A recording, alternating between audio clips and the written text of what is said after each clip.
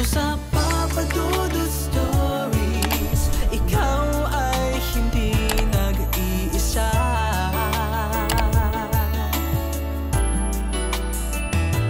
Dito sa Papa Dudut Stories, may nagmamahal sa'yo.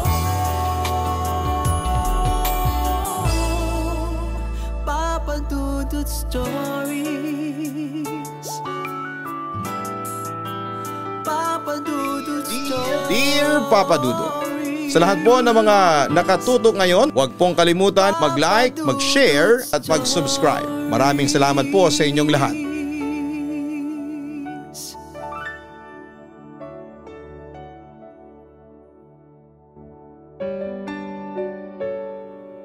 Kailanman ay hindi naging mabuti ang paghihiganti. Ngunit kadalasan sa ganitong paraan gumagaan ang kalooban ng isang taong labis na nasaktan. Lahat naman ng tao ay may emosyon. Kadalasan ito ang nagtutulak sa kanila na gumawa ng mga bagay na nakakasakit din sa iba para pantayan ang sakit na unang ipinaranas sa kanila. Dear Papa Dudut, tawagin niyo na lamang po ako sa palayaw kong Munet. 32 years old na sa kasalukuyan at tubong Pangasinan. Nagsimula po itong kwento ko 7 taon na ang nakakalipas.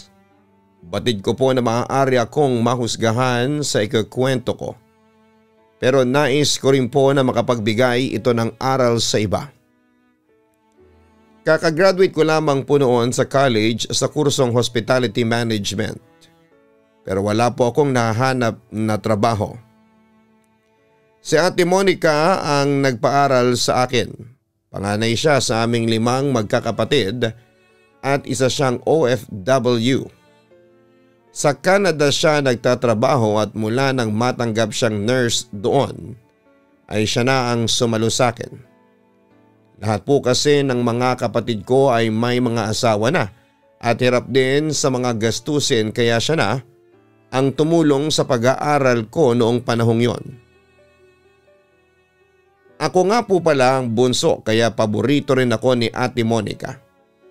Spoiled ako sa kanya na siya lang ang palaging umuunawa sa akin kahit na madalas akong hindi naiintindihan ng iba naming kapatid. Para kaming may espesyal na koneksyon sa isa't isa na hindi basta-bastang mauunawaan ng iba. Papa Dudut, matagal niya nang gustong makauwi ng Pilipinas dahil hindi pa sila nagkakaanak ng asawa niyang si Dex. Never ko siyang tinawag na kuya dahil bukod sa mas bata siya kay ate ay parang magtropa lamang kami kung mag-usap.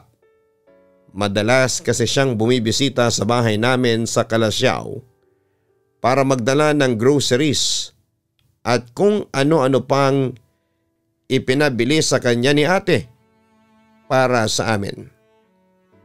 Doon kami nagsimulang maging close. Komportable ako sa kanya at pakiramdam ko ay nagkaroon ako ng kuya sa katauhan niya. Dahil nahihirapan ako noong makahanap ng trabaho, nag-suggest si Ate Monica na doon na lamang ako maghanap sa Quezon City dahil doon sila nakabili ng bahay.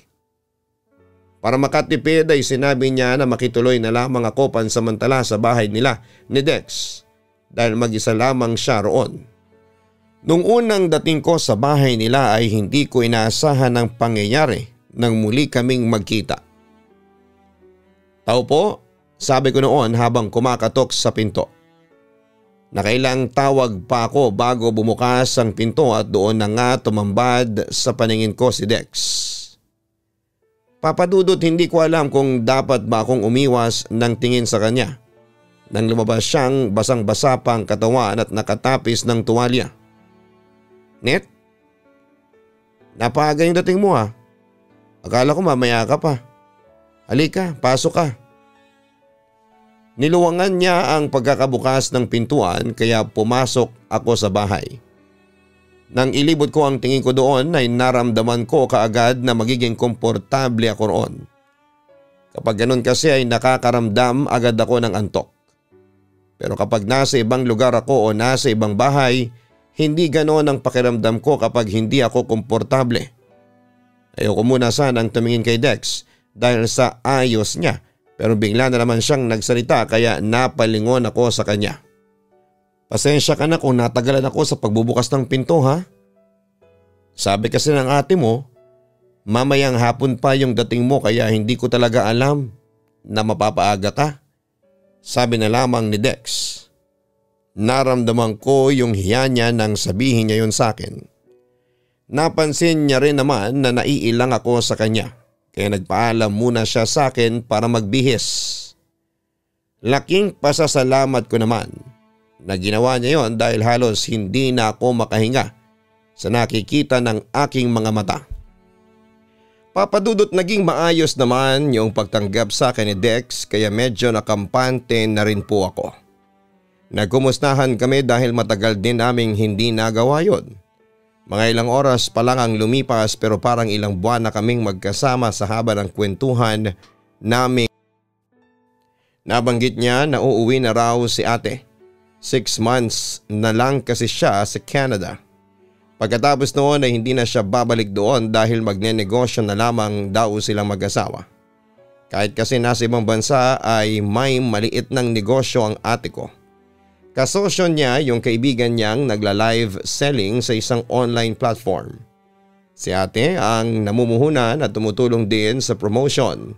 Tapos yung kaibigan naman niya ang bahala sa pagbebenta. Nabanggit ni Dex na gusto raw palakihin ni ate ang ganong negosyo. Pangarap niya raw na magkaroon ng sariling studio para sa live selling at stock room para sa mga binibenta nilang produkto. Sa unang linggo kong kasama si Dex, nag-offer ako na ako na muna ang maglilinis at magluluto sa bahay dahil libre lang naman ang pagtira ko roon. Napansin ko kasi na hindi gaanong marunong sa bahay si Dex at wala rin silang kasambahay na pwedeng. Kahit gustong gusto ko nang magkatrabaho, bilin ni ate na huwag akong magmamadali dahil hindi naman niya ako inuobligang gumastos sa bahay nila. Hindi ko rin naman daw kailangang magkatrabaho agad dahil nasusuportahan pa naman niya sina mama, papa Dudut. Pero kung ako ang tatanungin ay gusto ko na ring magkaroon ng sariling pera. Mahirap kasi na umaasa pa rin ako sa kanya sa ganong edad. Pero may kakaiba akong diskarte na hindi alam ng kapatid ko, Papa Dudut. Walang nakakaalam na mahilig akong mag-join sa mga dating app. May mga nakakausap ako roon, Papa Dudut. Yung iba ay mga foreigner at talagang matatanda na pero mataba naman ang wallet kaya pinapatulan ko pa rin. Hindi ko problema ang pera kaya nawala sa isipan ko noon na maghanap ng trabaho. Ang naiisip ko na ay ang magsaya sa buhay. Hanggang sa yung isang linggo ng pagiging tambay ko ay nasundan pa ng isa at umabot na rin ng 2 buwan. Wala naman akong naririnig kay Dex kahit na wala akong naiaambag sa mga gastusin sa bahay. Sa totoo lang kasi Papa Dudut ay halos natutulog na lang naman ako doon. Hindi ako kumakain sa bahay dahil palagi akong umaalis. Mukhang busy ka palagi ah. Sabi sa akin ni Dex nang inumaga na ako ng uwi. Napasarap lang sa party. Saka nahiya na rin akong mangatok ng alanganing oras. Kaya nagpaumaga na ako ng uwi. Palusot ko na lamang noon. Pero hindi ko inaasahang magagalit sa Dex sa akin, Papa Dudut. Tinanggap kita rito sa bahay dahil ibiniling ka sa akin ng ate mo. Tanong nga siya ng tanong kung may pera ka pa. Pero sa nakikita ko hindi ka na dapat bigyan ng pera. Uubusin mo lang dyan sa kakaparty mo na yan.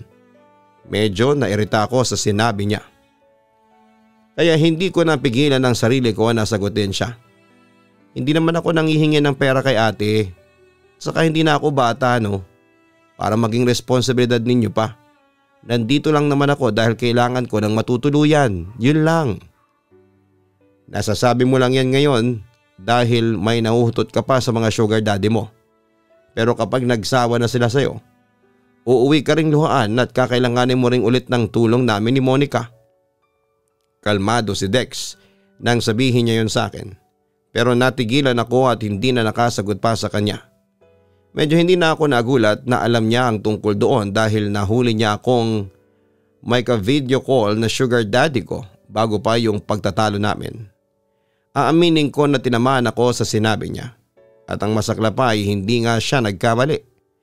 Ilang linggo lang mula nang hindi kami magkibuan ni Dex ay nalaman ko na marami pa palang ibang babae ang sugar daddy na sumusuporta sa akin. Nagsawa na raw siya kaya kinailangan nang maghanap ng iba pa. Ganon pala talaga ang realidad kapag hindi ka kumikita ng sarili mong pera. Wala akong ipon at wala rin akong mapaghuhugutan. Papadudot, nag-offer naman ng tulong si Ate Monica. Nagpadala siya ng pera at hindi na yon ipinadaan pa kay Dex. Pero hindi ko sinasabi sa kanya na hindi kami nagkikibuan ng asawa niya. Ang sinabi ko lang noon ay huwag na niyang ipaalam pa kay Dex na binigyan niya ako ng pera dahil nahihiya na rin ako noon. Pumayag naman si ate. Totoong bigla akong nakaramdam ng hiya noon, Papadudot. Umabot na kasi sa punto na kahit mga personal kong gamit ay si Ate Monica pa ang gumagastos. Sinubukan ko namang maghanap ng trabaho sa mga online job sites. May mga nahanap naman ako pero inuunahan ako ng takot pagdating sa interview. Kaya ang nangyayari nadadagdagan pa ang mga nasasayang kong araw sa bahay ni na Ate Monica. Matapos ang halos isang buwan kong pagja-job hunting online ay may tumanggap din sa akin. In-interview ako at swerte namang natanggap bilang receptionist sa isang hotel and resort. Dahil medyo naging busy na ako ay nabawasan na ang pagkailang ko sa bahay kasama si Dex. Nang magkatrabaho na ako ay nag-uusap na ulit kami at hindi tulad ng mga nakaraang linggo na hindi niya talaga ako pinapansin. Ngunit sa paglipas ng mga araw ay may napansin ako sa kanya, Papadudot. Napapadalas ang pag-alis niya tuwing gabi. Kapag kakauwi ko lang sa bahay ay saka naman siya aalis. Di naman niya pinapaalam kung saan siya nagpupunta. Mga 4 na beses sa isang linggo niya yung ginagawa. Nagigising na lamang ako sa madaling araw tuwing dumarating siya. Nasa pagitan ng 1:00 hanggang 4:00 ang uwi niya. Gusto ko sanang magtanong pero baka iba ang isipin niya. Mahirap na baka mapagsabihan pa ako na nakikitira na nga lang sa kanila ay pakialamera pa sa buhay nilang mag-asawa. Nanatili pong tikom ang bibig ko kahit may duda na akong nambababae si Dex. Wala namang matinong lalaki ang uuwi ng ganong oras. Wala naman siyang trabaho o kahit na anong racket kaya imposibleng yon ang dahilan ng pag-alis-alis niya. Pero isang araw, Papadudot, ay hindi ako nakatiis pa. Medyo may pagkaprangka kasi ako kaya dinerecho ko na si Dex. Alam ba ni ate na palagi kang umaalis tuwing gabi at madaling araw? Kung umuwi na? Maang na napatingin sa akin si Dex. Kunwari hindi niya alam ang sinasabi ko. Maaga akong umuwi kahit palagi akong umaalis. Huwag kang gumagawa ng kwento. Tubawa ko ng nakakainsulto. Nairita ko noon dahil nagagawa pa niyang magsinungaling kahit bistado ko na siya. Ano kayang magiging reaksyon ni ate kapag sinabi ko sa kanya ang ginagawa mo? Kaya kung ako sa iyo, huwag ka na magsinungaling pa. Aminin mo na lang na may ginagawa ka at tigilan mo na yan bago pa kita isumbong kay ate. Huwag kang mag-alala. Kahit para na lang sa pinagsamahan natin, hindi ako magsasalita. Pero kailangan mo nang itigil ang pagbubuhay binata mo. Magkakanak na kayo kapag nakauwi na si Ate Monica. Iyang-hiya si Dex sa akin, Papadudot. Inamin niya na napapadala siya sa mga nightclubs at lumalabas kasama ng mga bayaring babae. Miss na raw niya si Ate Monica at sa tagal ni ate sa ibang bansa ay hindi na rin siya nakakatiis dahil sa may pangangailangan din siya. Pero ang hindi ko maintindihan noon ay kung bakit bigla akong naawa sa kanya. Kalaunan ay mas naging close pa kaming dalawa. Kapag wala akong pasok ay nagkakasabay kaming kumain at madalas kaming nagkwekwentuhan. Hindi ko nga po ini-expect na magkukwento siya tungkol sa mga naging ex niya. Pero mas nagulat ako noong napunta ang usapan sa medyo spicy na topic. Tinanong niya ako tungkol sa body count ko. Ewan ko ba pero hindi ako naiyang sabihin sa kanya ang katotohanan. May pagka-wild kasi ako Papa Dudut pero hanggang hookups lang at hindi nakikipag-relasyon. Lalo na kung pangmatagalan. Dahil napasarap ang kwentuhan ay naglabas ng alak si Dex. Nakarami kami ng nainom kaya nawala na rin ako noon sa sarili ko. Sa sobrang kalasingan ko noon ay hindi ko na namalayang dinala na ako ni Dex sa kwartong ipinapagamit niya sa akin. Kung ganun kadali para sa akin ang maglasing, kabaligtaran naman yon na nangyari kinabukasan nung wala na ang aking kalasingan. Hiyang-hiya ko kay Dex nang maalala kong hinalikan ko siya sa labi ng ilang ulit noong buhat-buhat niya ako papunta sa kwarto.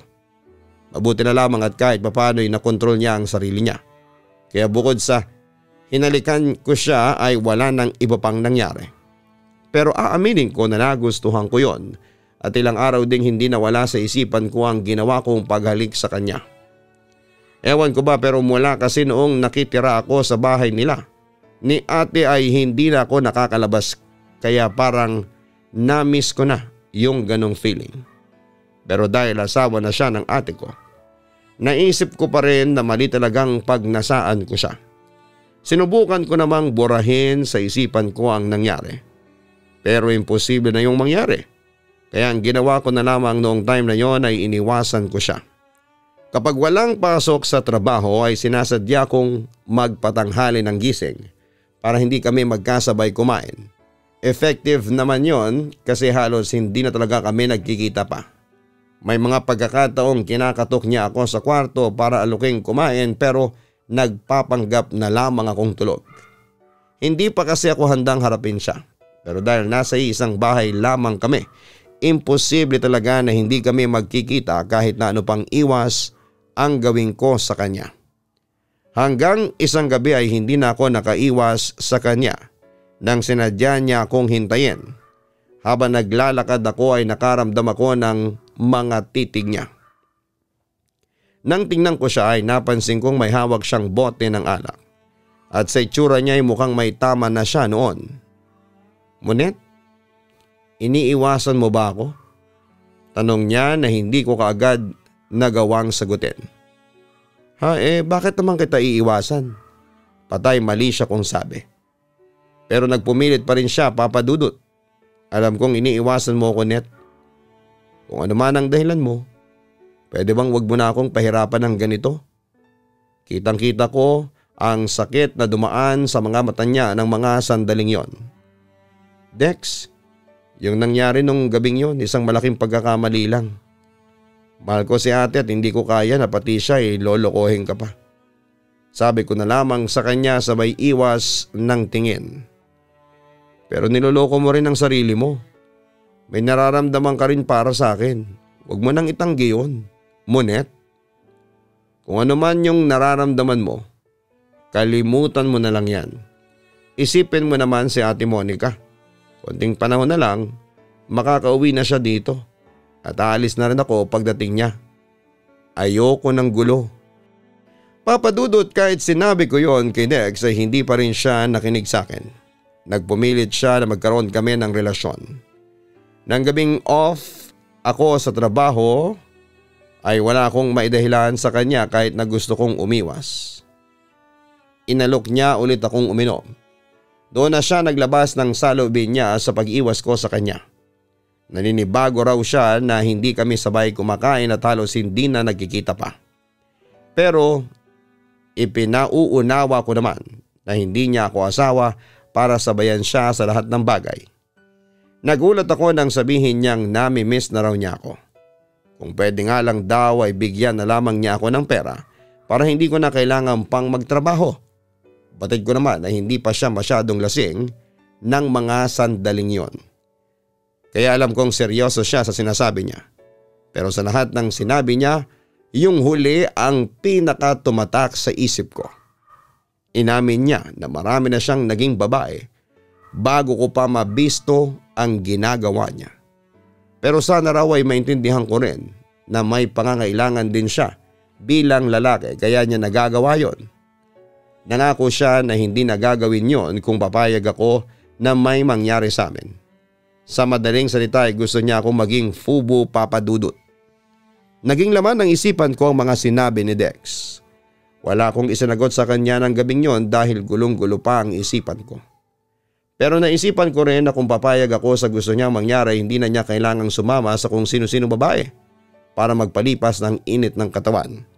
Ngunit naisipan ko rin na malaking gulo yon kapag nalaman ni Ate Sheila. Lalo na't papalapit na ng papalapit ang pag-uwi niya. Sinubukan kong mag-focus sa trabaho at tuwing nandun ako, pansamantalang nawawala sa isipan ko si Dex. Pero tuwing umuwi ako, muli na naman niyang ginugulo ang isipan ko. Kung noon ay gabi-gabi siyang umaalis, sa pagkakataong yon ay palagi na siyang nasa bahay. Tuwing uuwi ako ay may nakahanda ng masarap na pagkain. Minsan naman ay sinasadya niya akong hintayin para sabay kaming kumain. Hindi na niya inulit ang tungkol sa gusto niyang mangyari. Pero naramdaman ko ang extra sweetness na ipinapakita niya sa akin.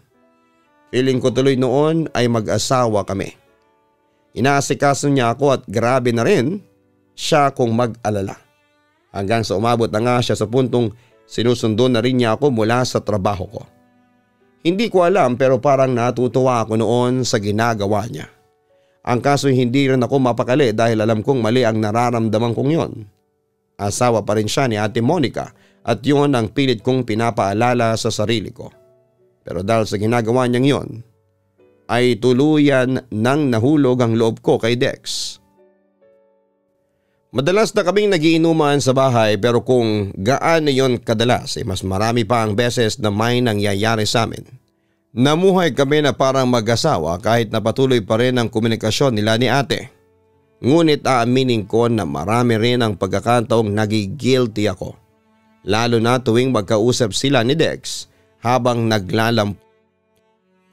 Hanggang sa umabot na siya sa puntong sinasadya niya nang hindi sagutin ang tawag ni ate. Parang nasaktan din ako para sa kapatid ko sapagkat hindi kasi siya nakakalimot na kumustahin ako. Tuwing tumatawag siya at kahit sumisweldo na ay tinatanong pa rin niya ako kung may mga kailangan pa akong bilhin. Habang magkausap kami ni ate, ay doon ko unti-unting napapagtanto na maling-mali talaga ang ginagawa namin ni Dex. At napakasama kong kapatid para lokohin siya ng ganon. Kumusta ka naman dyan, Monet? Hindi ka ba masyadong na-stress sa trabaho mo? Okay naman ako dito, ate. At saka kayang-kaya ko naman ng trabaho. Tipid kong sagot kay ate.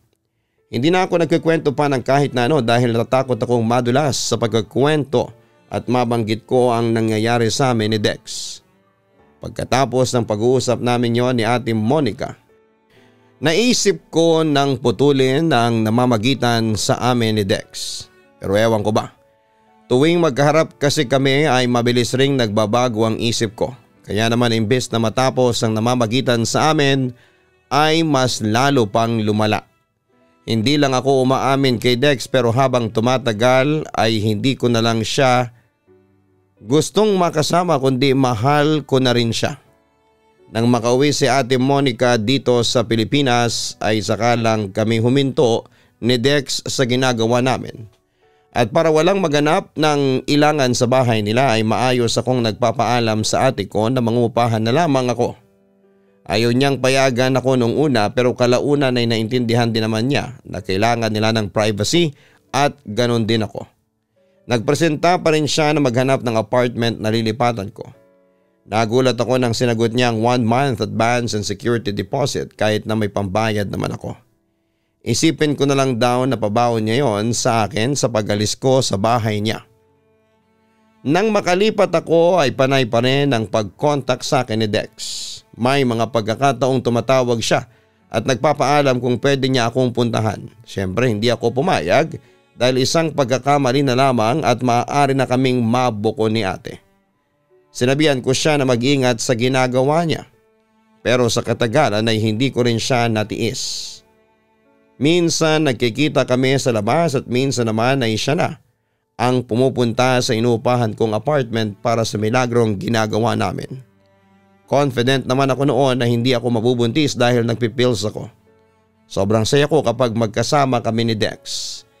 Hindi nagtagal ay inamin na niya ang nararamdaman niya para sa akin. Mahal na mahal niya ako at kung pwede lang daw sana na makikipaghiwalay na siya sa ate ko para kami na lang ang magsama. Pareho lang naman kami ng nararamdaman. Pero konsensya ko na lang talaga ang pumipigil sa akin na tuluyan ng makipagrelasyon kay Dex. Nakakainis man at hindi ko kayang marinig pero pareho kami ni Dex na masaya sa patago naming pagkikita. Halos hindi na namin naiisip na tinatraidor namin si ate. Lumipas ang isang buwan na palihim kaming nagkikita ni Dex, ngunit ang hindi ko alam ay pinagdududahan na pala ni ate ang asawa niya. Marahil ay napapansin na niya ang madalas na pag-alis ni Dex. Hanggang isang araw ay nagulat na lamang ako nang biglang bumisita si ate sa apartment ko. Grabe ang kaba ko noon dahil nasa banyo pa si Dex at kakatapos lang nang nangyari sa amin. Underwear lang ang suot ko at isang manipis na sando. May kasama ka rito? Nagtatakang tanong ni Ate Sheila nang marinig niyang may nagbuhos sa banyo. Hindi kaagad ako nakasagot sa kanya at natakot ako na baka magkamali ako nang sasabihin at tuluyan na kaming mabisto. Inaya ko siyang lumabas muna para iwasan ang tanong niya at para sana bigyan na rin ng pagkakataong makapagtago si Dex kapag narinig ang boses ni ate. Pero hindi siya pumayag na hindi ko muna ipakilala sa kanya ang kasama ko. Halos sumabog ang puso ko sa kaba nang biglang lumabas mula sa banyo si Dex. Pareho silang nagulat ni ate nang makita ang isa't isa. Dahil nagkaharap-harap na kami noon ay hindi ko na nagawa pang magsinungaling sa kanya. Wala kang utang na loob. Pinagkatiwalaan kita. Pero aahasin mo lang pala ang asawa ko. Galit na sabi ni ate. Marami pa siyang binitawang salita na parang patalim na itinarak sa dibdib ko, Papa Dudut. Inamin ko na matagal nang may namamagitan sa amin ni Dex. Sinubukan kong humingi ng tawad pero naiintindihan ko naman noon kung hindi niya ako pinakinggan. Sa nalaman ni ate ay hindi na siya nakapagtimpi pa. Nasampal niya ako at isinubsob ang mukha ko sa sahig.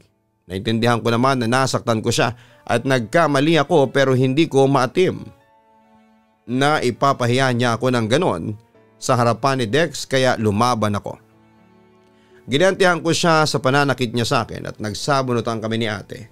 At dahil mas maldita at mas malakas ako sa kanya ay siya'y napuruhan sa away namin noon.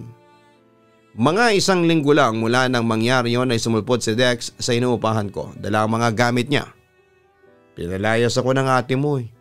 Humingi ako ng tawad sa kanya pero ayaw na niya ako makasama at makita kaya dito ako pumunta. Sabi ni Dex sa akin. Nagmakaawa siya na kung maaari ay magsama na lamang kaming dalawa dahil ako naman talaga ang mahal niya. Kahit alam kong mali yon ay tinanggap ko si Dex. Papa Dudut. Nagsama kami sa isang bubong kahit na alam kong mas lalong ikakagalit ni ate ang ginawa namin. Nadala ako ng pagmamahal na ipinaparamdam sa akin ni Dex kaya naging bulag ako sa lahat ng bagay. Naging manhid ako at hindi ko na naisip na sobra ko nang nasaktan ng ate ko. Makalipas ang ilang araw ay bigla na lamang ako nakaramdam ng pagkahilo na may kasama pang pagsusuka. Naghinala ako na buntis ako noong panahong yon. Dahil hindi na ako nagpipil sa halos araw-araw pang may nangyayari sa amin ni Dex. Kaya hindi yon imposible. Hanggang sa makumpirma ko na nagdadalang tao na nga ako, Papa Dudut. Nung araw nasasabihin ko na kay Dex ang tungkol sa pagkakaroon namin ng anak ay saka naman may nangyari sa kanya. Inanghina siya nang umuwi at sobrang sama raw ng pakiramdam niya. Inaapoy siya ng lagnat at tinubuan na rin ng malalaking butlig ang buong katawan ni Dex. Dumagdag pa ang paglobo ng kanyang tiyan sa hindi malamang kadahilanan. Ipina-check up ko siya, Papa Dudut, pero wala namang nakitang kakaiba sa mga resulta ng test na ginawa sa kanya. Takang-taka kami noon dahil napakabilis ng pamamayat at panghihina ni Dex samantalang hindi naman natukoy kung ano talaga ang sakit niya. Ilang araw siyang ganon papadudot, naratay siya sa higaan niya at hindi na nakatayo pa. Madalas na rin akong hindi makapasok sa trabaho dahil walang maiiwan sa kanya. Kaya naman napilitan na akong kontakin ang pamilya ni Dex para humingi ng tulong. Matagal na kaming tinalikuran ng anak namin kaya hindi na namin problema kung ano mang nangyari sa kanya. Sabi ng nanay ni Dex nang makausap ko yon. Halos magmakaawa na ako sa kanila para lamang tulungan nila si Dex.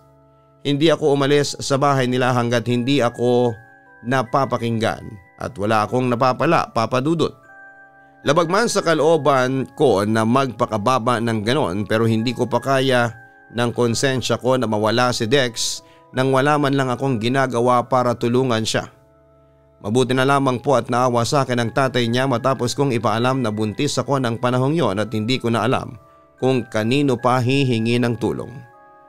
Nasubukan mo na bang dalhin sa albularyo si Dex? Kung may taong galit sa kanya ay posibleng ibinarang siya kaya siya nagkakaganon. Sabi noon sa akin ng tatay niya. Sumama sa akin ang tatay ni Dex at dinala namin siya sa isang albularyo. Papadudod sa unang pagkakataon po ay nakasaksi ako ng isang taong isinumpa ng mangbabarang.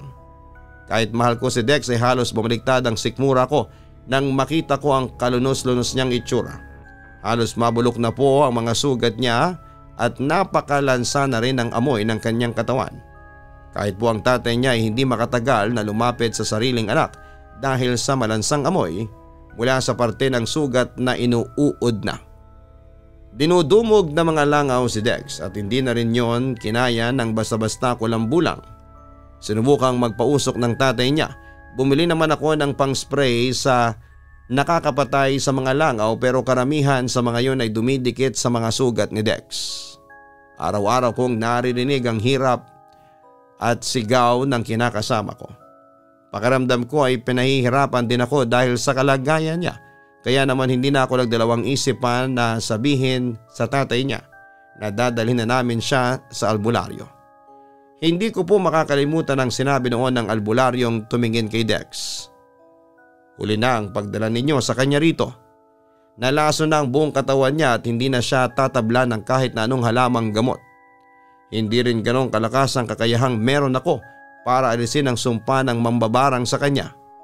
Kung gusto ninyong magbaka sakali maghanap kayo ng ibang albularyo at hanapin ninyo yung kayang ibalik ang sumpa ng barang sa taong gumawa nito. Napaluhan na lamang ako nang marinig ko yon mula sa matandang albularyo. Nang iuwi namin si Dex ay hindi na talaga namin siya nakausap.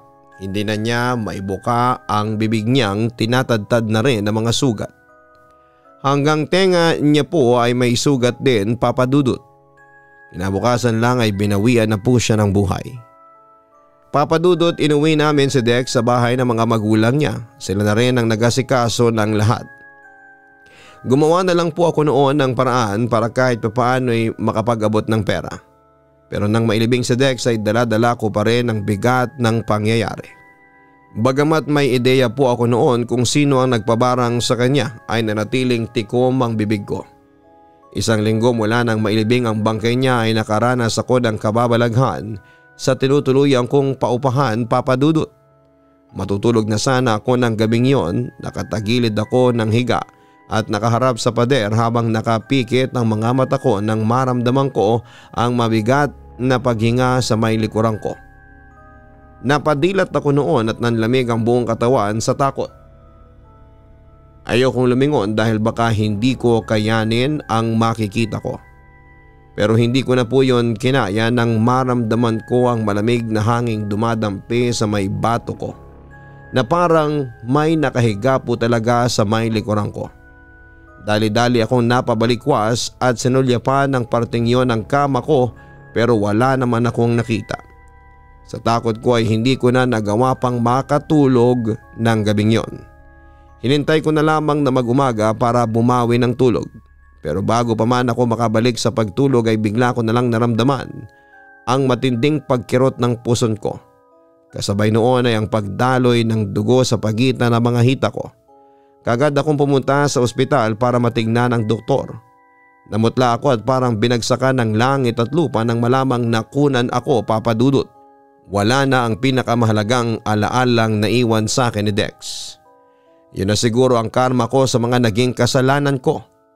Mahal ko ang batang nasa sinapupunan ko at gusto ko siyang palakihin ng maayos. Pero dahil sa nangyari ay hindi ko na mararanasan pang maging ina ng batang yon. Papa Dudut, imbes na magpakalugmok sa pagkawala ng ipinagbubuntis ko at pagkasira ng relasyon namin ng ate ko ay sinimulang kumuling maghanap ng bagong trabaho. Hanggang sa mag-message po noon sa akin ang dati kong katrabaho at sinabing natanggap siya bilang casino dealer sa sikat at malaking hotel and casino sa Parañaque. Sinubukan ko rin pong mag-apply doon at sa awa ng Diyos ay natanggap naman po ako kahit napakaliit lang ng tsansang inaasahan ko. Doon ako nagsimulang ayusin ang buhay ko, Papa Dudut. Gusto kong muling subukang humingi ng tawad kay Ate Monica at harapin ang pamilya ko matapos ang ginawa ko, pero bago ang lahat ay gusto ko munang masigurado na may maipagmamalaki na ako at naayos ko na ang patapon kong buhay. Nang makarating kasi sa mga magulang namin ang ginawa ko ay katakot-takot na sermon ang inabot ko. Kahit na anong gawin kong paliwanag ay wala ni isa sa kanila ang nakinig sa akin. Halos itakwil na nila ako sa ginawa kong yon. Hindi ko naman magawang magalit sa kanila dahil alam kong ako yung nagkamali. Pinagsisihan ko naman ang lahat. Pero sadyang hindi lang ganun kadali na mapatawad ako ni Ate Monica at ng mga magulang ko, Papa Dudut. Hanggang ngayon ay hindi pa rin kami nag-uusap. Pero nang malaman kong kinukumusta ako ni Ate kina Mama ay medyo nabuhayan ako na mapapatawad niya rin ako balang araw. Tinawagan ko siya para makipagkita sa kanya pero hindi niya sinasagot ang tawag ko. Ayos lang naman yon sa akin dahil alam kong kailangan ni Ate ng sapat na panahon para mapatawad ako. Nakarating na rin siguro sa kanya na wala na si Dex kaya nag-alala rin siya sa kalagayan ko. Pero hindi niya alam na nabuntis ako at nakunan dahil sa mga pinagdaanan ko, Papa Dudut. Isa rin po talaga sa dahilan kaya ako sumulat sa inyo ay nagbabaka sakali akong mapakinggan ni Ate Monica ang kwento ko dahil hindi ko na po alam kung paano pa magre-reach out sa kanya. Inaamin ko po lahat ng naging pagkakamali ko at handa akong pagbayaran yon sa kahit na anong paraan na gugustuhin ng ate ko. Hanggang ngayon po ay hindi ko pa magawang patawarin ng sarili ko dahil kahit na malaki ang naging kasalanan ko sa kanya ay hindi niya ako ginantihan o pinahirapan gaya ng nangyari kay Dex. Napakabuti po ni ate kaya hindi niya deserve na masaktan. Pero sa lahat ng taong pwedeng manakit sa kanya ay ako pa talaga ang nagdulot nun sa kanya, Papa Dudut. Nagsisisi ako at tumaasang balang araw ay mapapatawad din ako ni ate at ng pamilya ko. Hindi po ako susuko. Patuloy kong aayusin ang buhay ko para makatulong din sa kanila dahil yun na lamang ang paraang naiisip ko para makabawi. Hanggang dito na lamang po ang kwento ko at maraming salamat at pagpalain po sana kayo ng may kapal. Lubos na gumagalang, Monet. Maraming salamat sa iyong matapang na pagbabahagi ng kwento ng buhay mo. Batid kong hindi ito naging madali sa iyo dahil maaari kang mahusgahan ng ibang tao pero ginawa mo pa rin para makapagbigay ng aral sa mga tulad mong nakagawa ng malaking pagkakasala hindi lamang sa Diyos kundi pati sa iyong mga mahal sa buhay. Wala namang perpektong tao sa mundo. May kanya-kanya rin tayong mga kasalanan na kahit na hindi alam ng iba ay nakakaapekto mismo sa ating pagkatao. Ngunit kailanman ay hindi rin natin magagawang tama ang isang mali. Ang tanging magagawa lamang natin ay maghilom, humingi ng tawad at patunayan kung gaano natin ito pinagsisihan. Hindi mapapatunayan ng simpleng salita lamang ang tunay na kahulugan ng pagsisisi dahil kailangan din itong makita sa kilos at senseridad ng taong humihingi ng kapatawaran.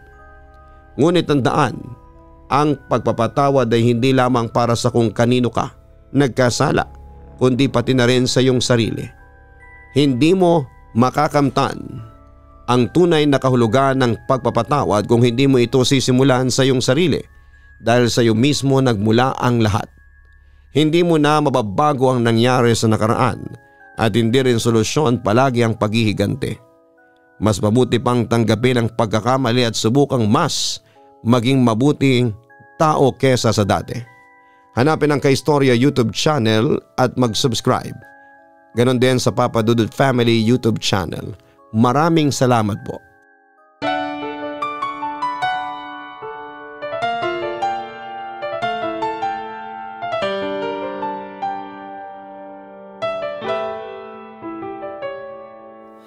Ang buhay ay mahiwaga, laging may lungkot at saya. Sa Papa Dudut Stories, laging may karamay ka.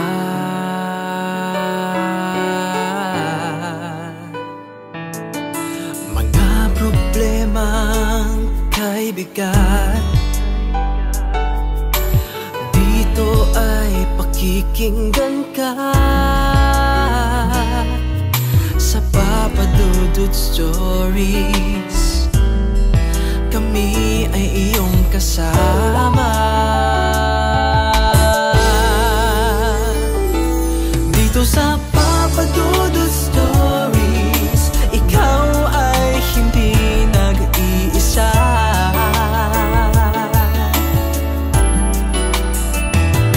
Dito sa Papa Dudut Stories, may nagmamahal sa'yo. Papa Dudut Stories, Papa Dudut Stories, Papa Dudut Stories.